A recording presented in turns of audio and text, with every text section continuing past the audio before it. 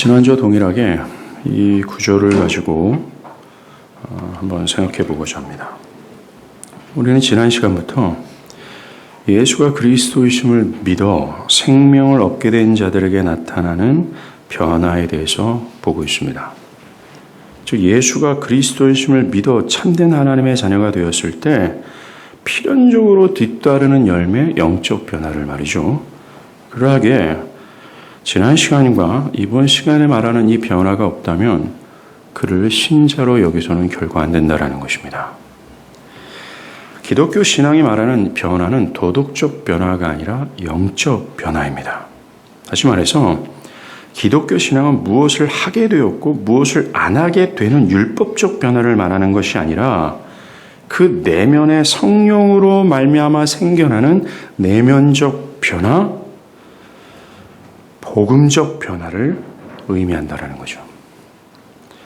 입술로 예수를 나의 구주라고 고백하고 한 교회에 속하여 예배를 드리게 되고 그 교회에서 봉사와 헌신을 하고 또 규칙적인 종교적인 행위가 강화되고 술과 담배를 끊고 삶에서도 매우 도덕적인 생활을 하게 되는 것으로서의 변화를 말하지 않는다라는 거죠.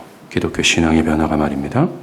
절대로 그것을 의미하는 것이 아닙니다. 그런 변화는 다른 종교에서도 일어날 수 있으며 그 개인의 결심과 결단으로도 능히 그런 변화를 일으킬 수 있기 때문에 그렇습니다. 기독교 신앙의 변화는 결코 사람의 결심과 의지로 변화되는 것이 아닙니다. 즉 사도 바울이 고린도전서 2장에서 계속해서 반복해서 강조했던 게 뭐예요? 내가 사람의 말과 지혜, 행함으로 너희들에게 말하지 않았다. 즉 기독교 신앙이 말하는 변화는 사람의 말과 어떤 지혜로 영향을 받아 변화되는 것이 아닙니다. 그리고 사람의 결단과 결심으로 말미암아 뭔가 변화되는 것이 아니에요. 이 기독교 신앙에서 말하는 변화는 성령의 나타나심과 능력으로 변화를 입는 이 초자연적이면서 영적인 변화가 된다는 거죠. 기독교는 무엇을 하고 무엇을 안 하는 것으로서의 변화를 말하는 것이 아닙니다. 기독교 신앙의 변화를 이런 측면에서 이해하다 보니까 신앙을 자꾸만 그런 행위 안에서 자신과 다른 사람을 판단하게 되는 거예요. 예를 들어서 자신이 그동안 하지 않았던 예배를 드리고 종교적인 원사를 구사하고 종교적인 견해와 사고를 갖게 되면 그래서 세례까지 받게 되면 나름 또 도덕적인 삶을 살게 되면 자신은 변화받은 신자 하나님의 자녀라고 확신을 하는 거예요. 자신이 비가 오든 눈이 오든 꾸준히 주일 성수하고 도덕적인 바른 삶을 사는 것을 보고서 그렇게 행위를 하는 것을 보고 자신을 신자로 판단하는 거예요. 전부 다 무엇을 하고 무엇을 안 하는 관건으로 자신을 판단하는 겁니다. 또 예배를 드릴 때도 정말로 그 예배가 하나님을 향했는가? 그 예배 가운데 내가 하나님을 겸손히 엎드려 그 모든 말씀을 수용하고 자기를 부정하며 그 말씀 속에서 드러나는 하나님의 영광을 진짜 경배했는가가 문제로 따지는 것이 아니라 내가 예배를 참석했어요. 그 행위 자체로 나는 예배를 드렸다라고 판단을 하는 겁니다. 다 무엇을 하고 무엇을 안 하는 문제로 판단하는 거죠. 이런 율법적 변화를 기독교 신앙의 변화로 알고 있는 사람들은 다른 사람들까지도 이 기준으로 판단하는 거예요. 이들은 철저히 무엇을 하고 무엇을 안 하는 문제로 다른 사람을 판단하는 겁니다. 다른 사람들이 자신이 생각하는 종교적 견해가 있어요. 이게 절대 말씀이 아니거든요. 우리가 지난 시간 얘기하는 율법주의자들이 갖고 있는 견해와 사고는 철저하게 말씀을 반하는 견해를 가지고 있습니다.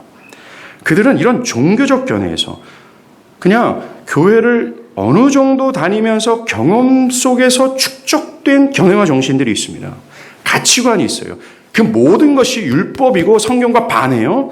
그런데 그런 견해에서 다른 사람들이 어떤 벗어난 행동을 하게 될 경우에 그를 영락없이 정죄합니다. 도덕적으로 미흡하게 행동하거나 종교적으로 자신의 기준에서 세속적이다라고 생각하면 그 사람을 무한하게 판단하고 정죄하게 되는 거죠.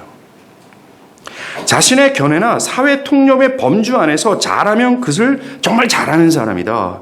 심지어 존경스럽다까지 하는 거예요. 이런 율법주의자들은요, 자신의 자녀가 진정한 영적 변화가 없는데 사실 그런 영적 변화를 모르는 부모들을 얘기하는 겁니다. 영적 변화가 진짜 뭔지 모르는 부모들이죠. 이런 부모들은 자식이 교회를 따박따박 나가고 예배에 참석하고 어떤 경우는 목회자와 가깝고 교회에서 어느 정도 봉사하고 또 교회에서 어떤 리더십을 행사하게 되면 매우 안심하고 그 자녀를 매우 신앙이 좋은 사람이라고 취급을 하는 거예요. 이게 율법주의적 부모입니다. 모두가 다 무엇을 하고 무엇을 안 하는 것으로 판단하는 거예요. 다른 사람을 행위로 보면서, 다른 사람들의 행위를 보면서 어떻게 교인이란 작자들이 저렇게 행동할 수 있지? 어떻게 목사가 그럴 수 있지? 등등 모두 그들의 행위, 무엇을 하는 것으로 그를 평가하고 무엇을 안 하는 것으로 그를 정죄하고 판단한다는 거죠. 이 율법주의자들은요, 바울이 갈라디아서하고 로마서에서 그가 목숨 걸고 얘기한 거 아십니까? 여러분들, 바울을 따라다니면서 일평생 괴롭혔던 사람들이 바로 이런 사람들이었어요. 율법주의적 유대주의자들. 즉, 그들 모두 무엇을 하고 무엇을 안 하는 것으로 자신과 남들을 판단하는 그런 율법주의자들 때문에 바울은 평생을 고생했고 예수 또한 결국은 살해당한 겁니다. 즉 율법주의자들은요, 그 내면 속에서 하루에도 수백 번, 수천 번 사람들을 살해하고 있어요. 왜요? 그들의 근거는 자신들이 무엇을 했다라는 근거를 통해서 자기 의롭다라고 그들은 이미 자신을 판단하고 있는 겁니다. 그래서 바울은 갈라디아서를 썼고 로마서를 쓰면서 뭐라고 얘기했어요? 율법의 행위로는 의롭다함을 받을 육체가 없다라고 얘기하고 있어요. 사도 바울은 사람들의 그 멋진 행위들, 매우 열심인 종교적인 행위들, 어떤 선하고 또 도덕적인 어떤 모습들, 신앙적 어떤 열정이 율법 앞에서는 모두가 의가 안 돼라고 얘기해요. 심지어 회심을 했어요. 진정으로 예배를 드리려고 해요. 그리고 진정으로 죄와 분투하고 죄와 싸우면서 뭔가 하나님의 말씀에 복종하고 순종하는 삶을 연락에 하려고 노력하는 자들도 그들이 진짜 율법 앞에 서면 율법은 야, 너 틀렸어 라고 말하고 있어요. 왜요? 율법의 요구가 뭐예요? 마음으로나 행위로나 일평생 율법의 모든 요구를 완전히 충족해야 될 때만 율법은 야, 너 맞아, 너 의로워 라고 얘기하는데 그 율법이 요구하는 요구를 누가 충족시킬 수 있겠어요? 그래서 바울은 아는 겁니다. 율법의 행위로는 의롭다함을 받지 못한다. 즉 하나님의 공의 아닙니까? 율법이? 하나님 앞에서는 절대로 의가 될 수 없다라고 해요. 다 너희들은 아니야 라고 율법은 말하고 있어요. 그런데 그들은 자기네들도 율법 앞에서 부정하고 불결한 자임에도 불구하고 다 무엇을 하고 안 하는 문제로 자기와 다른 사람을 판단하고 있어요. 즉 죄인 중에 괴수가 저거 죄인이에요 라고 말하는 꼴이 된다는 겁니다. 그들은 율법 앞에서 제대로 자신과 다른 사람을 보는 것이 아니에요. 즉 그들은 율법 자체를 무시하고 있는 겁니다. 만약 사람이 율법의 정죄 앞에 제대로 서면 율법의 항목 하나하나가 마치 날카로운 칼이 되어 자기의 심장과 폐부를 계속 찔러요. 너 죄인이야. 너 죽을 괴수야. 너는 행악자야. 너는 부정하고 불견한 자야. 율법은 나에게 그렇게 말하고 있는데 이 멍청한 율법주의자들, 지난주에 이 율법주의자를 불신자라고 얘기했어요. 즉 지옥에 떨어질 자라고 얘기했습니다. 신앙의 행위가 아무리 멋져도 말입니다. 이 바울이 연락에 얘기했던 이 자들이 바로 이런 자들이에요. 이 율법주의자들은 그 율법의 정죄를 싹 지워버려요. 율법 자체를 다 지워버립니다. 그리고 자기가 만든 것이 율법이 되는 거예요. 자기가 만든 율법이 뭐예요? 다 자기 견해, 자기 정신 아닙니까? 교회 다니면서 축적되어 있는 어떤 자기 가치관. 그게 율법이 돼서 즉 자기가 재판관이 돼버리는 거예요. 왜 율법주의자들이 행악자며 불신자라는 이유가 알겠습니까? 이들이야말로 진짜 타락한 아람의 본성을 가지고 하나님이 재판관이 아니라 자기가 재판관이 돼버린 거예요. 그래서 자기가 법이 되고 자기가 재판관이 돼서 무엇을 했다 안 했다로 나와 또 다른 사람을 판단하는 겁니다. 사랑하는 여러분, 절대로 사람의 행위를 의의 기준으로 삼지 마십시오. 여러분, 이런 교회를 아십니까? 이 교회는 매우 검소한 자재로 예배당을 건축해요. 그리고 교회 회원수를 제한해서 숫자가 늘면 분리 독립시켜서 다른 곳에 교회를 세웁니다. 감동스러운 예배가 있어요. 특별히 성가대가 굉장히 뛰어나요. 어떠한 나라의 전역에서도 그 성가대의 노래를 들으고 싶어서 티켓을 받을 정도로 예배가 매우 감동스럽고 매우 종교적입니다. 마치 하나님의 임재가 있는 것 같아요. 그리고 교인들은요, 자신들의 진리를 확신하고 서로를 막 사랑합니다. 특별히 그들의 삶은 정말로 깨끗하고 도덕적이고 매우 거룩하게 보여요. 모든 부분에 있어서 그들의 삶은 검소하고 겸손합니다. 그리고 성인이 되면요, 교회를 위해서 자신의 삶을 몇 년간 헌신합니다. 예를 들어서 직업이 의사면요, 박봉의 월급을 매서 1,000만 원을 받을 수 있는 것을 30만 원을 받고 어려운 병원에서 몇 년간 봉사합니다. 어떤 사람들은 해외로 선교사로 나가기도 해요. 여러분들, 이 교회를 어떻게 생각합니까? 사람들은 분명히 이런 교회를 매우 건강한 교회, 정말 참된 교회라고 생각을 할 겁니다. 율법주의자들의 관점에서는요. 그런데 이 교회가 바로 마릴성도 예수 그리스도라고 하는 몰몬 교회예요. 복음주의 안에서 이단으로 정죄하는 교회입니다. 율법주의적인 신학, 즉 아직 복음화되지 않는 교회 안에 있는 불신자들은 무엇을 하고 무엇을 안 하는 것이 됐기 때문에 기독교의 변화를 이런 것으로 이해를 하는 거예요. 그들은 이들처럼 삶이 기가 막히고 종교성이 뛰어나고 그렇다면 야, 이거 정말 기독교야. 이건 정말 진정한 변화라고 생각을 하는 거예요. 심지어 이런 기가 막힌 삶을 보이고 모든 언행이 일치하는 것처럼 보이는 사람들이 말하는 것이 거짓이라 할지라도 그것을 진리로 여깁니다. 금요일 날이죠. 저녁 때 아이들하고 이제 차를 타고 가는데 저희 동네에 그 몰몬교 예배당이 크게 하나 세워졌어요. 정말 너무 멋졌습니다. 조명이 쫙 그러니까. 그래서 옆에 있는 강현이한테, 강현아, 저 교회가 뭔 줄 알아? 그러니까, 교회요? 아니야, 저 몰몬교회. 몰몬교회가 뭐예요? 하면서 쭉 설명했어요. 이단이야. 아빠, 근데 저걸 믿는 사람들이 있어요? 그러는 거야. 야, 저 사람들이 얼마나 거룩한 줄 아니? 하면서 제가 방금 전에 얘기했던 몰몬교회 교인들의 헌신과 검소함과 거룩한 삶을 쭉 나열했어요. 그걸 듣자마자 강현이가 뭐라 하는 줄 아십니까? 아빠, 그러면 그들도 진짜일 수 있지 않아요? 그렇게 얘기합니다. 다 이 율법주의자들은요, 강연의 수준으로 판단하고 있더라는 거예요. 이처럼 기독교 신앙을 영적 변화로 이해하지 않고 무엇을 하고 무엇을 안 하고 안 한다는 것으로 판단하고 사람들은 그 행위가 의의 기준이 되어버리는 거예요. 벌어들인 수업을 가난한 사람에게 나누어 주거나 어려운 교회에 많은 액수의 헌금을 한 후에 자신은 가난하게 살아가는 사람들의 행위를 보면 야, 정말 저 사람 변화된 그리스도이냐라고 생각을 하고 실제로 그 사람도 자기의 의의를 따박따박 챙기고 있는 거예요. 비록 그가 진리에서 벗어나 있어도, 많이 벗어나 있어도 그 사람의 입에서 나오는 예수, 하나님, 성경 나오면 그것을 진리로 받아들일 정도라는 겁니다. 복음주의자들은 즉 이미 성령으로 말미암아 복음화됐고 성경이 말하는 변화가 어떤 것인지를 아는 이 복음주의자들은 그런 사람들을 보면서 뭔가 깨름직하게 여기지만 율법주의자들, 즉 그들과 똑같이 생각하는 율법주의자들은 그를 따르고 존경하고 왜요? 그들은 이미 무엇을 하고 무엇을 안 하는 문제로 사람들을 판단하고 있기 때문에 그래요. 사람들의 행위가 그들의 의의 기준이 되어 있기 때문에 그렇습니다. 그들과 협력하고 그들을 좋아합니다. 그들은 빨리 친숙해지죠. 목사가 매우 청빈해요. 그리고 매우 정직합니다. 겸손하고 매우 신령한 태도와 언사를 구현합니다.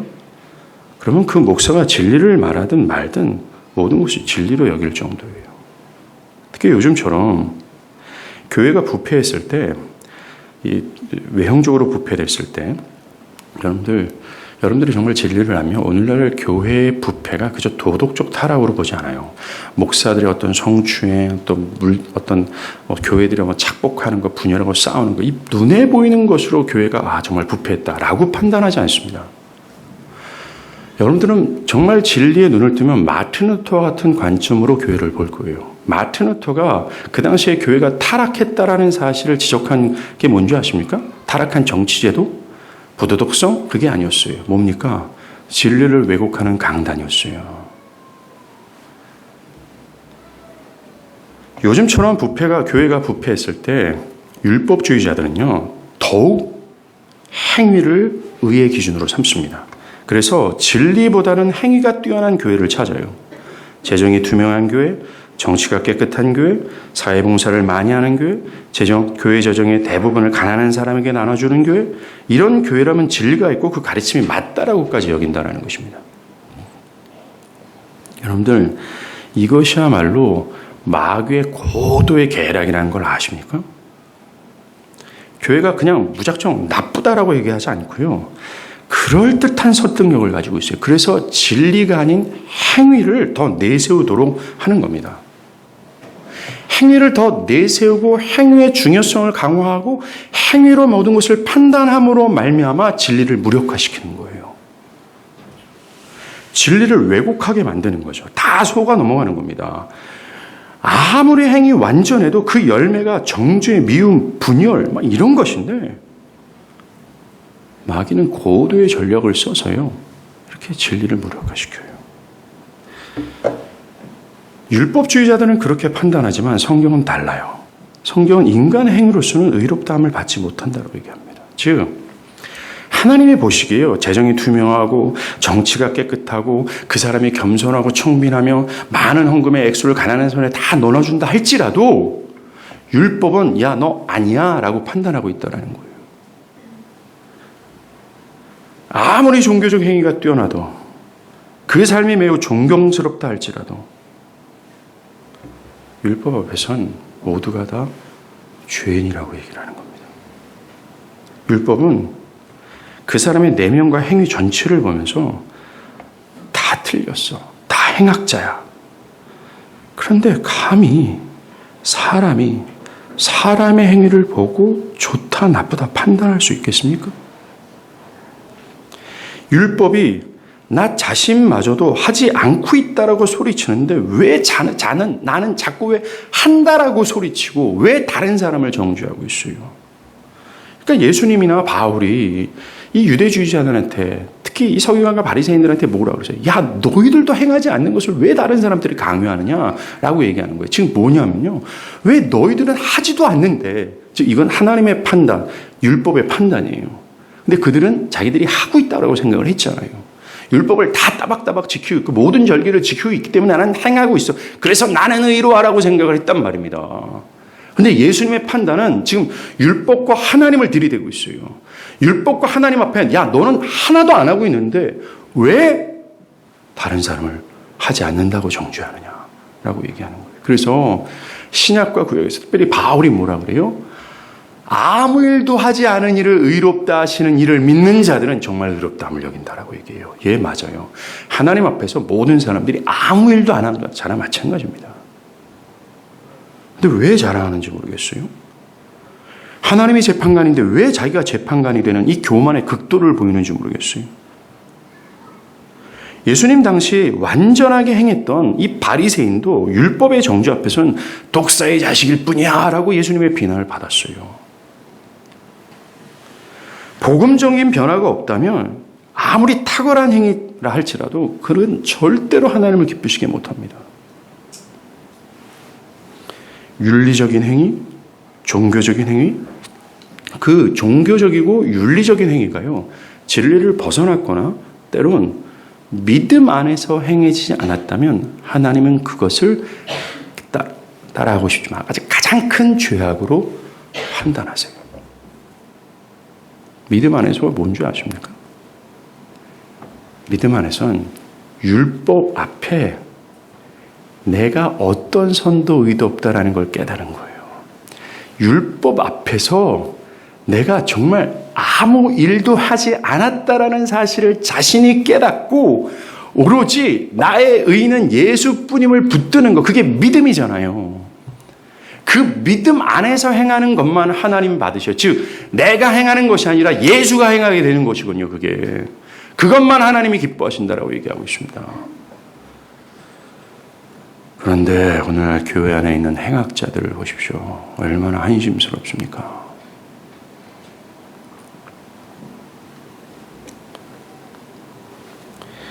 정말로요, 하나님을 위한다고 일을 하지만 그 하나님을 위하는 그 일 안에는 인간의 죄와 자기를 드러내고 자기를 자랑하고 싶고 자기의 의를 축적하고 싶어하는 이 죄가 은닉되어 있다는 걸 깨닫게 돼요.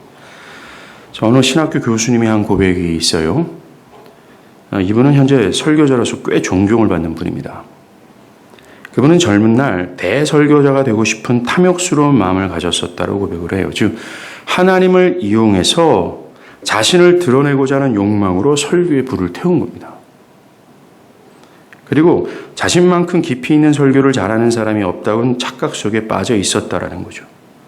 어떤 부목사가 설교할 때 교인들의 은혜를 받으면 은혜를 받을수록 은혜가 떨어지는 한 사람이 바로 자신이었다라는 거예요. 박수갈채를 탐하고 시기심과 경쟁 속에서 사역했다라는 겁니다. 이것이 이분만의 고백이겠습니까? 이분이 정말 이제서야 율법에서 벗어나 복음화 된 거예요. 참되게 회심해서 율법 앞에 자신을 발견한 겁니다.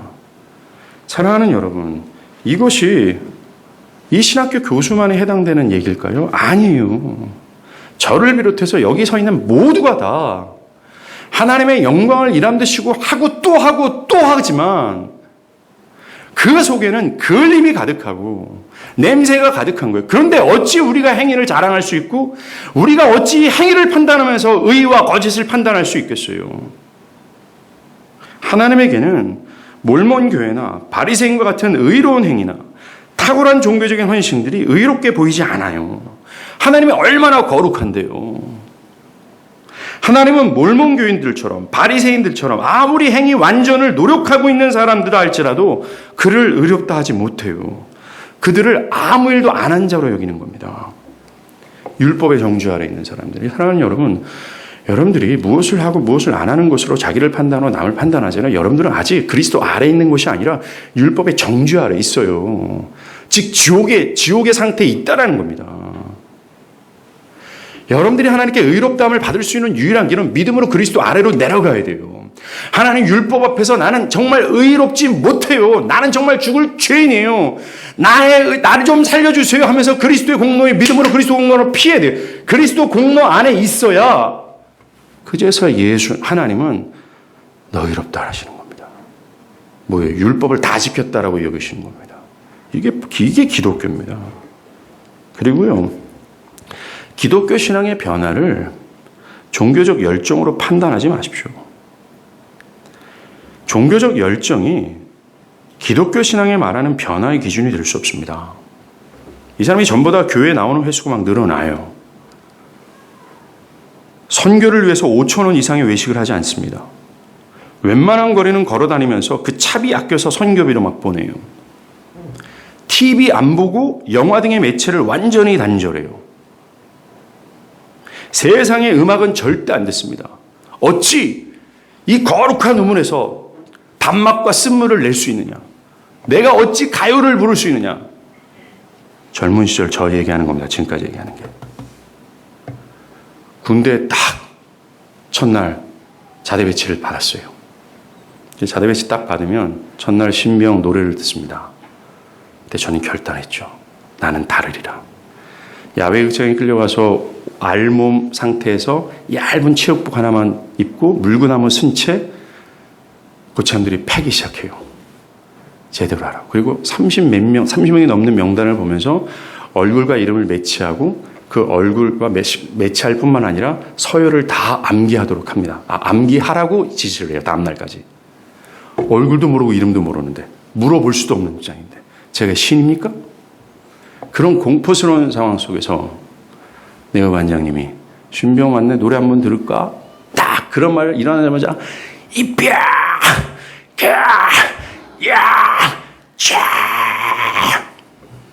이렇게 안 하면 그런 시대였습니다. 노래 한 곡 튜닝 이래요. 노래 장전에 우리는 노래 한 곡 튜닝 했어요. 튜닝. 하나님의 은혜로 저 때문에 열어 죽었습니다. 인터넷도 하지 않아요. 오직 성경과 기도, 새벽에 새벽 기도야 밤샘 철회를 막 자주 하는 거예요. 막 밤에 무릎을 딱 교회 듣고 내 귓가에 하나님의 음성이 들리기까지 나는 이 무릎을 피지 아니하리라. 주를 위해 대단한 열의를 표하는 거예요. 정작 당사자는 자신의 의의가 축적되어 있는 것도 모르고 그렇지 않은 자를 막 판단하고 정죄하죠. 아무리 이런다 해도요, 제가 30대 중반에 깨달은 겁니다. 내 자신이 얼마나 부끄러운 죄인지를 율법의 정죄 앞에 제가 본 거예요. 별소를 다 하죠. 이 율법주의자들의 기가 막힌 능력이 뭔지 아십니까? 자기를 기만하고 위선하는 데 굉장히 능해요. 왜냐하면 이들은 보이는 것을 판단하고 보이는 행위가 굉장히 중요하기 때문에 그렇죠. 그래서 목사를 비롯해서 모든 일명 교인이라고 하는 사람들이 율법주의 안에 함몰되면, 즉 불신앙 상태에 있으면, 아직 복음으로 죄에서 자유하지 않는 상태에 있으면 자기를 기만하고 어떤 유선 떠는데 선수입니다. 근데 이 기만과 유선이 습관화돼요. 그래서 나이 한 40, 50, 60만 되잖아요. 자기를 기만하고 유선한 상태가 그 습관이 돼서 자기의 체화가 되는 겁니다. 그래서 자기 자신을 몰라요.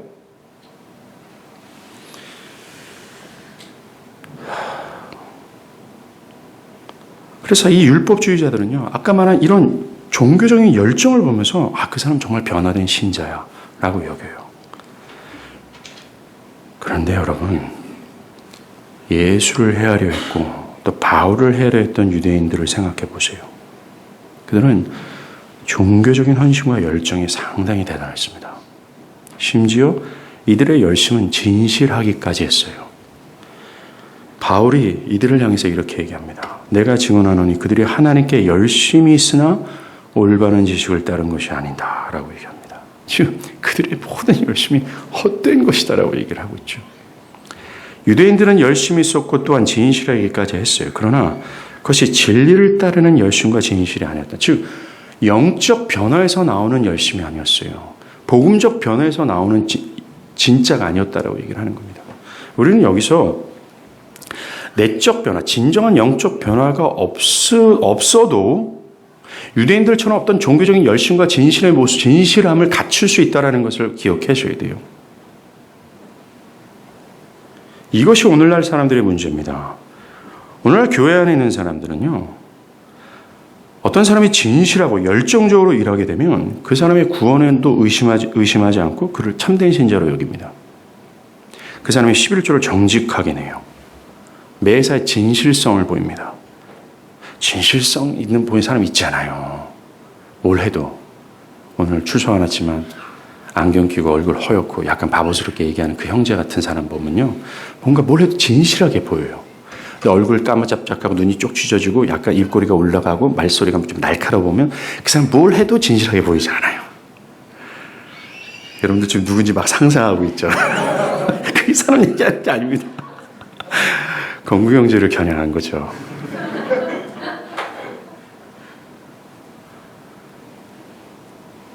(11조를) 정직하게 하고 매사에 진실돼 보여요. 교회 봉사가 특심을 가지고 있고 그러면 그걸 진정한 신자다라고 여깁니다. 심지어 진리 안에 있는 사람으로 여겨요. 또한 설교에 있어서도 그 설교가 매우 진솔하게 말해요. 그럼 그 내용이 진리인지 참인지 거짓인지 상관하지 않고 무조건 받아들이는 풍토입니다. 사람들은 우리에게 필요한 것은 열정과 진실한 마음이죠. 이것저것 따지지 마십시오. 진리된 신경 쓰지 마세요. 진실한 마음이면 되는 것 아닙니까?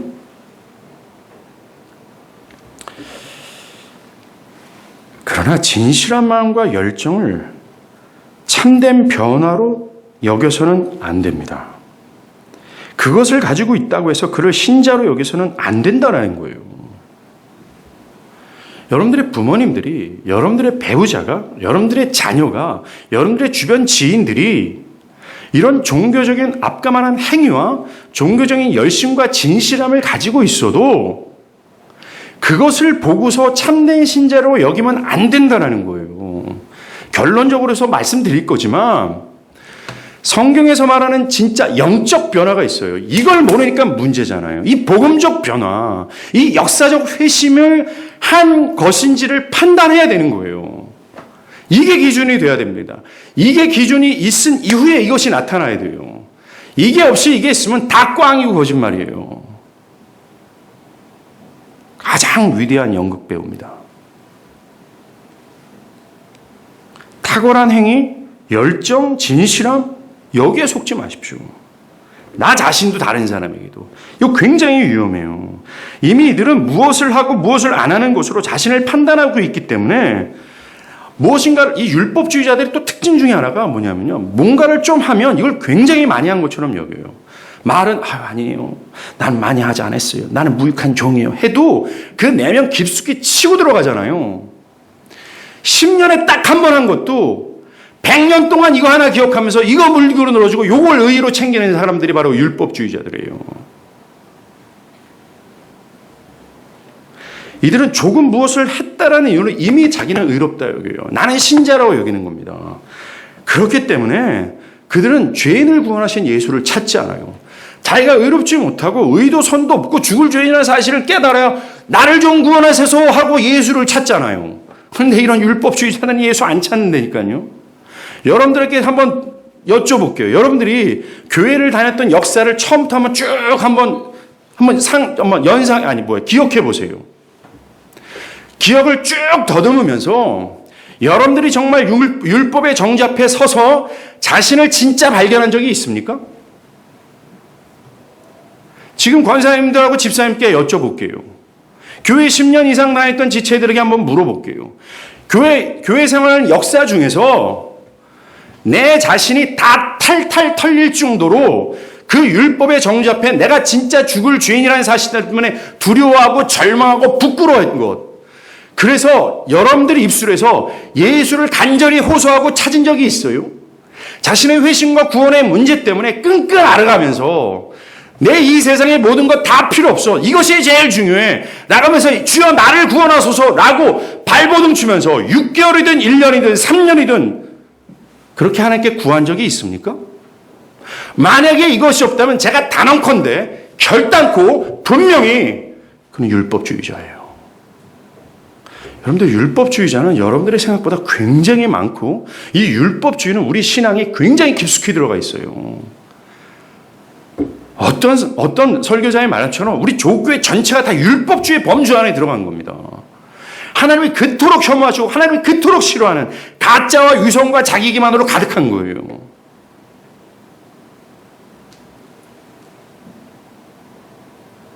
이들이 진짜 불신자예요. 이들은 마귀의 계략과 책략에 완전히 넘어간 마귀 아래 있는 자입니다. 이들은 하나님이 요구하시는 의의가 뭔지 몰라요. 거기에 관심이 없어요. 하나님이 요구하시는 의의가 뭐예요? 바리새인과 서기관보다 더 나은 의인 아닙니까? 율법을 행위로나 마음으로나 다 충족한 거잖아요. 그래서 예수만이 의의가 돼야 되는데 이걸 몰라요. 이걸 사실 무시하는 겁니다. 무엇을 하고 무엇을 안 하는 것으로 판단하는 사람들이 있잖아요. 그들은 이걸 무시하고 자기가 의의 기준이 되어버린 겁니다. 이들은 우리들에게 필요한 것이 자선을 많이 베풀고 사회를 참여하고 금식을 많이 하고 교회 봉사를 많이 하고 뭔가 뜨거워야 되고 분위기가 좋아야 되고 무엇인가 열심을 품어야 된다고 생각을 해요. 어떤 진실한 마음을 가지고 있으면 주님이 다 알아주실 거야 라고 생각을 하는 겁니다. 이들이 빠지는 것은 결국 자기의 의뿐이에요. 그리고 남들을 정죄하는 것이 증거가 됩니다. 저는 이분들의 열심과 또 진실함을 의심하지 않습니다. 정말 진실할 거예요. 유대인들은 정말 진실했거든요. 그런데 그게 하나님의 요구가 아니에요. 진실하면 하나님이 좋아하겠지. 절대 그렇지 않아요. 만약 이 율법주의자들이요, 하나님이 요구하시는 의의를 안다면, 정말 이 율법의 요구가 마음과 행위의 완전이라는 사실을 진짜 안다면, 그들은 그들 앞에서 그 율법, 죽을 죄인이라는 사실을 알게 되고, 자기가 이때까지 생각했던 행위와 열심과 진실함이 헛된 것이고, 사실 굉장한 부끄러움에 빠질 겁니다. 내가 그렇게 행했다는 것 자체 때문에. 하나님이 요구하시는 의는 오직 예수의 의를 받는 길밖에 없어요. 정말로 사람의 행위, 열정, 진실함, 의가 되지 못합니다. 그것으로 그 사람이 예수가 그리스도이심을 믿는 자다. 그래서 예수가 그리스도를 믿어 새 생명을 얻은 자라고 여기서는 절대 안 된다니까요. 지금부터 말하는 진정한 변화가 없으면 그 뛰어난 행위와 열정과 진실함은 절대로 진정한 변화가 아니에요. 그렇다면 기독교가 말하는 진짜 변화, 이 영적 변화, 이 복음적 변화가 뭘까요? 그것은 진정으로 율법 앞에서 자신의 행위나 내면이 자랑할 것이 하나도 없다. 그 율법의 정죄 앞에서 아무리 내가 해도 절대로 하나님을 기쁘시게 할 수 없는 죽을 죄인이라는 사실을 깨닫는 성령의 역사로 시작이 돼요. 즉 율법의 정죄 앞에 자기 자신을 아는 지식으로 눈을 뜰 때 시작되는 겁니다. 이 변화는. 그래서 지금까지 그전에는 몰랐어요. 자기를 기만하고 위선하는 사람들이 그게 완전 체화됐기 때문에 자기가 진짜 위선자인지 자기를 기만하는지 몰랐단 말입니다. 그래서 자기가 이 행위를 가지고 자기의 의의를 드러내고 주장하는지 몰랐어요. 근데 그제서야 자기의 어떤 삶과 처지를 밝히 알아요. 그래서 내가 왜 그랬지? 내가 왜 그런 생각을 했지? 그게 너무나 부끄럽고 두려운 거예요. 정말 나 자신이 온 우주에서 가장 큰 죄인이라는 것, 그 전에 했던 자신의 종교적 행위, 열심 등등이 부끄럽게 느껴질 수밖에 없을 정도로 율법 앞에 제대로 서는 거예요. 그 앞에서 자신이 참으로 부끄러운 죄인이며 행악자며 교만한 죽을 죄인임을 깨닫고 슬픔과 두려움과 깊은 후회가 동반한 진짜 회개를 하는 겁니다. 이 참된 회개, 진정한 회개예요. 회개라는 것이 그저 눈물 콧물 흘리고 내가 생각나는 모든 죄들을 고백하면 회개다라고 생각하면 천만의 말씀입니다. 참된 이 진짜 회개는 성령의 역사로 시작이 돼요. 그래서 그를 마치 가늠하다 현장에 잡힌 여자를 서기관과 바리새인들이 질질질 끌고 진짜 공의 되신 하나님이 되신 예수 앞에 내동댕이 치잖아요. 이 진짜 변화는 나같이 가늠한 자요, 창녀요, 율법 앞에서 부정하고 불결한 자가 분명하잖아요. 그 외외도 없이 세상의 모든 사람들이 그렇단 말입니다. 근데 율법이 그를 질질질 끄는 거예요. 그래서 하나님의 공의 앞에 내동댕이 치는 거죠. 완전히 폭로당하는 겁니다. 슬픔과 두려움과 부끄러움과 후회로 가득 차 진짜 회개를 시작하는 거죠.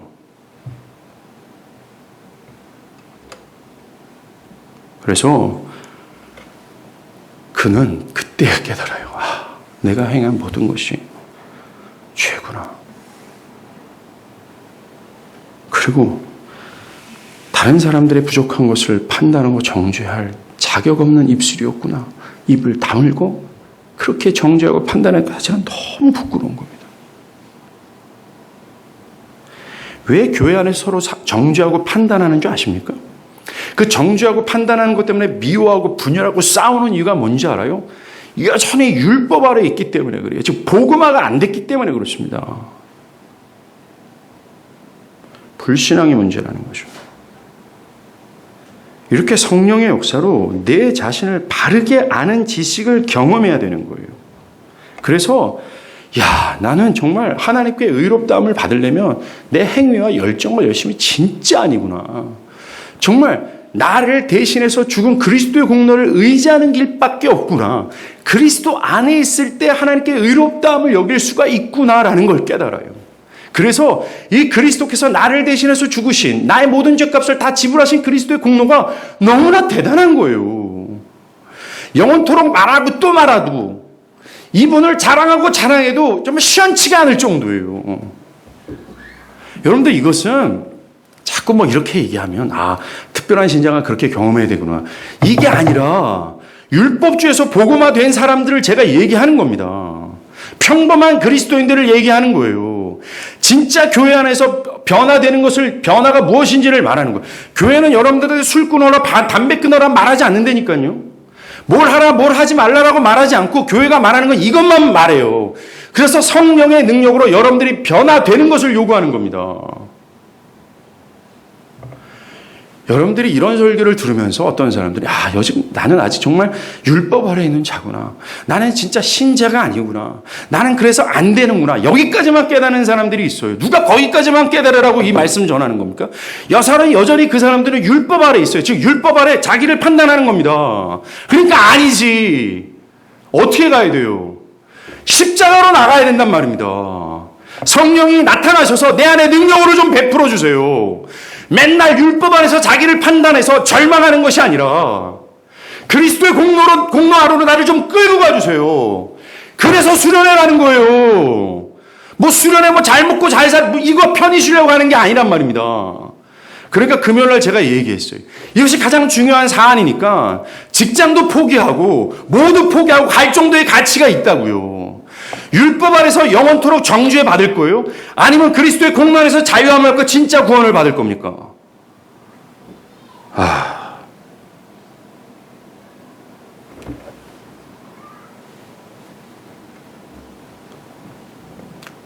목사님 왜 이렇게 소리를 지르시나요? 답답해서 그래요.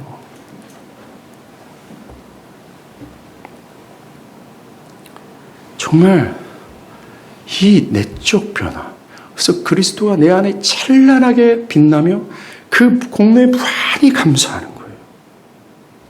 그러면서 나 같은 죄인을 아무 일도 안 한 나를 거저 의롭다 여기시는 하나님으로 내가 아무 일도 안 한 자라는 사실을 깨닫고 아무 일도 안 하고 있는 다른 사람들을 하나님이 나를 그렇게 판단하는 것처럼 그들도 판단하는 거예요. 그들을 어떻게 판단해요?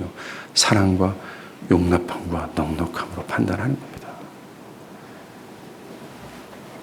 그래서 기독교가 사랑이라고 얘기하는 거예요, 이게.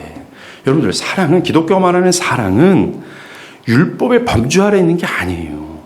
율법 아래는 사랑은 없어요. 복음 아래 가야 사랑이 있어요. 즉, 복음화 돼야 진짜 사랑하는 겁니다. 율법 안에 있는 사랑은요, 다 자기의 유익에 맞춰져 있어요. 그래서 자기에게 좋으면 사랑하고 나쁘면 사랑 안 합니다.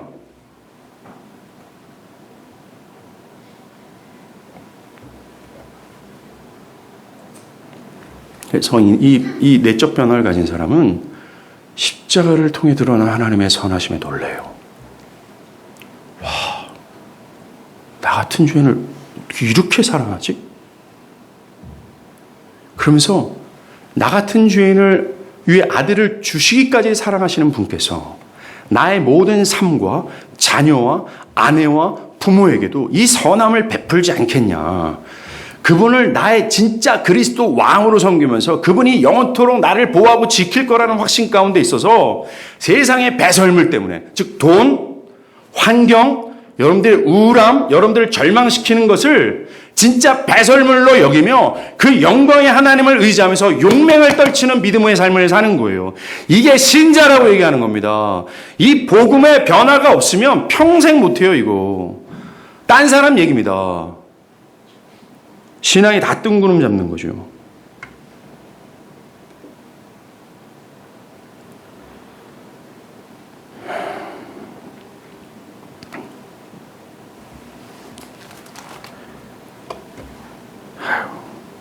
오늘도 길어집니다.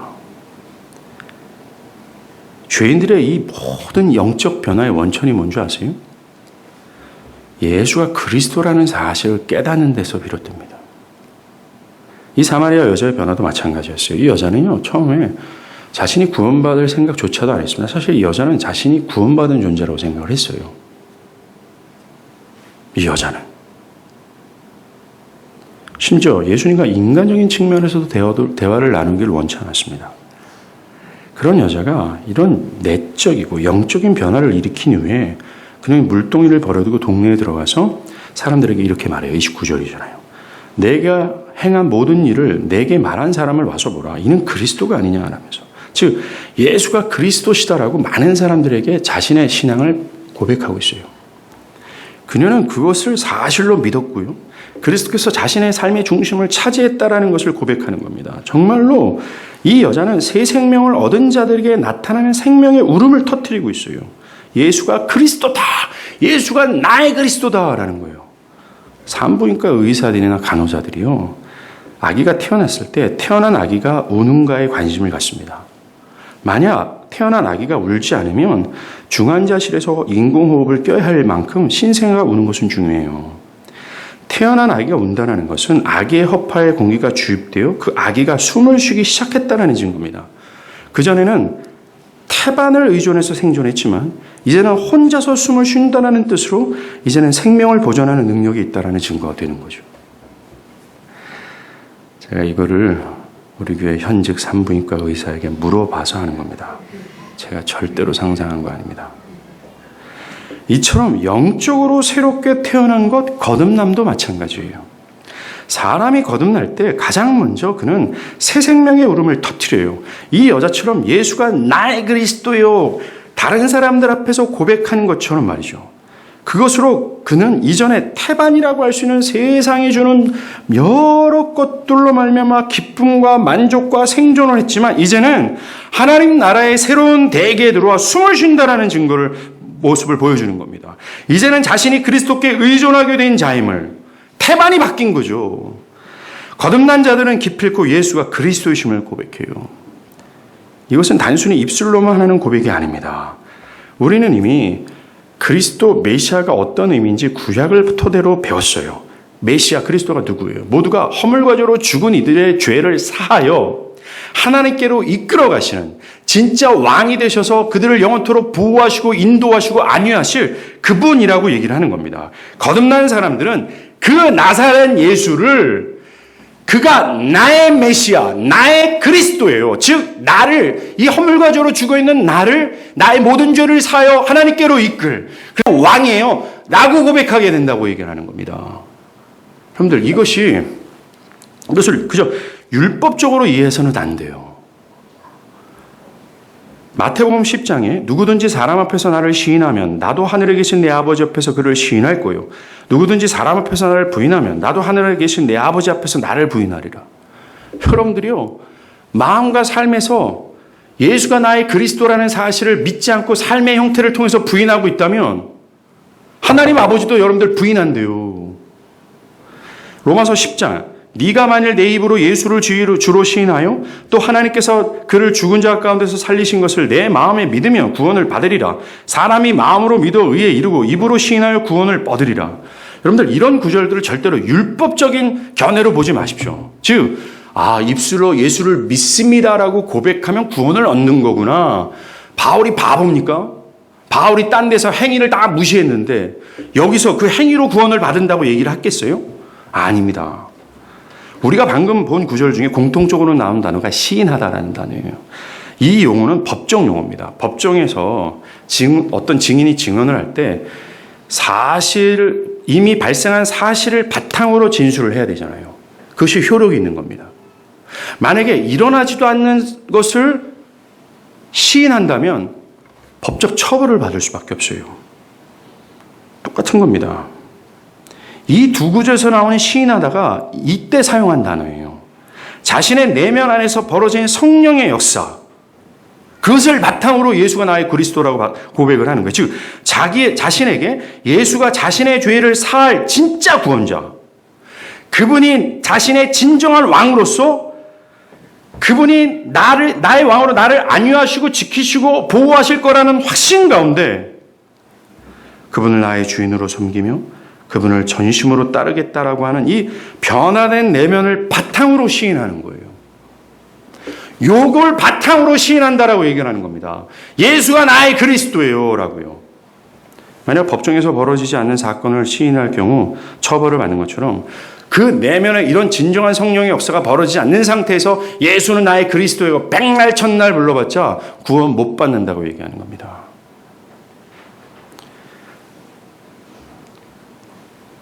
제자들은 예수를 나의 그리스도라고 고백을 했어요.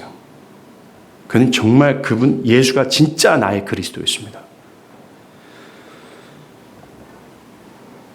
그래서 그들은 이 고백을 자신의 주변 사람들에게 전했고 나아가 바다를 건넜고 다른 민족, 다른 지역에까지 희생을 지불하면서까지 이걸 증거한 거예요. 여러분에게도 예수가 그리스도입니까? 그가 나를 영원한 저주에서 자유케 한 유일무이한 나의 구원자라고 생각을 합니까?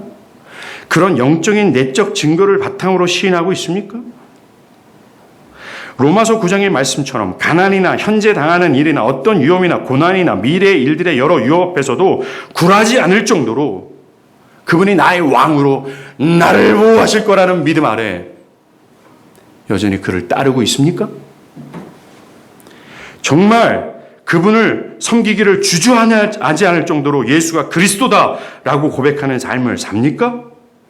과거에는 세상이라는 모든 것들을, 이 세상의 태반을 가지고 모든 세상의 것들을 통해서 만족하고 기쁘하고 뭔가 위로를 얻으려고 했었지만 이제는 그 모든 것이 끊어지고 새 생명의 호흡 대신 그리스도를 고백하면서 아냐 이거예요.